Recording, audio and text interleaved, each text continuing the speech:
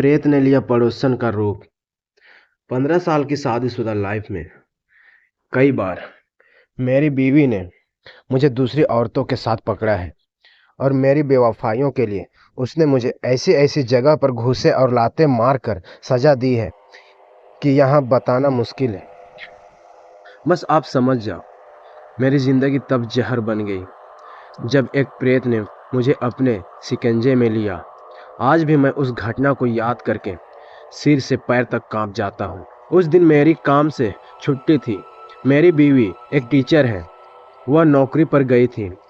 मैं लुंगी पहनकर बालकनी में खड़ा था। तभी मैंने देखा सामने बंद पड़ा मकान खुल चुका था। शायद कोई नया किराएदार रहने आया था। मैं उधर झांकने लगा। तभी थोड़ी देर में एक सुंदर लंबे बालों वाली हरी भरी औरत उस मकान की बालकनी में आई। मैंने तुरंत सिर हिलाकर उन्हें स्माइल दी।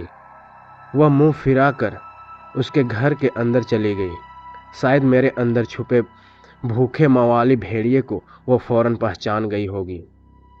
मैं कहाँ रुकने वाला था। मैंने फौरन गंजी पहनी और उसके घर मुलाकात करने चला गया। वह लोग घर का सामान खोल रहे थे।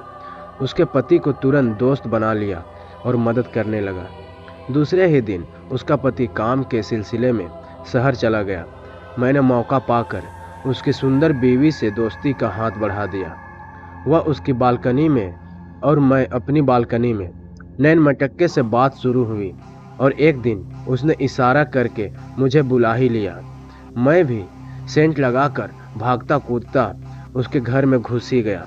अंदर जाते ही उसने दरवाजे और खिड़कियां बंद कर ली। मैं तो समझा कि आज तो जैकपॉट लग गया, पर मेरी गलतफहमी तब दूर हो गई जब उसने कहा कि नाच कर दिखा।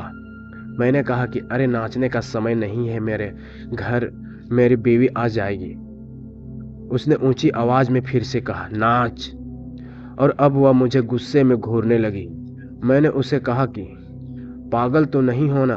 वह बोली अगर तू नहीं नाचा तो मैं शोर मचाकर पूरा मोहल्ला यहाँ बुला लूंगी। अब मैं थोड़ा थोड़ा डरने लगा क्योंकि वह मुझे पूरी पागल लग रही थी। मैंने उधर ही नाचना शुरू कर दिया।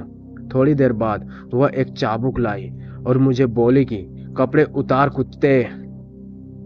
मैं तो अपनी चप्पल हाथ में लेकर भागने लगा, पर वह खूबसूरत गजगामिनी औरत के रूप में छुपा प्रेत अपने असल रूप में आ गया और दरवाजे के आगे खड़ा हो गया। उसका विकराल रूप आज भी मेरा दिल दहला जाता है। वह एक पठान का प्रेत था। उस पठान के प्रेत का आधा मुंह जला हुआ था और एक आंख गायब थी। भेड़िए जैसे उसके दांत थे और उसके मुंह से बेहोश कर देने वाली दुर्गंध आ रही थी। खूबसूरत पड़ोसन के अंदर छुपे पठानी प्रेत ने मेरे साथ वह सब किया जो एक शौकीन पठान करता है। 3 घंटे अपनी कैद में रखने के बाद उसने मुझको दरवाज़ा खोलकर चले जाने को कहा और साथ में यह भी कहा कि मैं फिर तुम्हें बुलाऊंगा और अगर तुम नहीं आए तो मैं तुम्हारे घर में चला जाऊंगा। जाना था जापान, पहुंच गए चीन। जाते हुए मेरी तो चाल बदल गई थी और अपनी पड़ोसन का दरवाज़ा खोलकर कराहते हुए मैं अपने घर की ओर जाने लगा तो देखता हूँ कि सामने से मेरी पड़ोसन हाथ में सब्जी का थैला लिए चली आ रही है। अगर कहानी अच्छी लगी है दोस्तों तो वीडियो को लाइक, कमेंट और चैनल को सब्सक्राइब जरूर करिएगा ताकि हम आपके लिए ऐसे ही नई नई कहानियाँ लाते रहें। थैंक यू दोस्तों।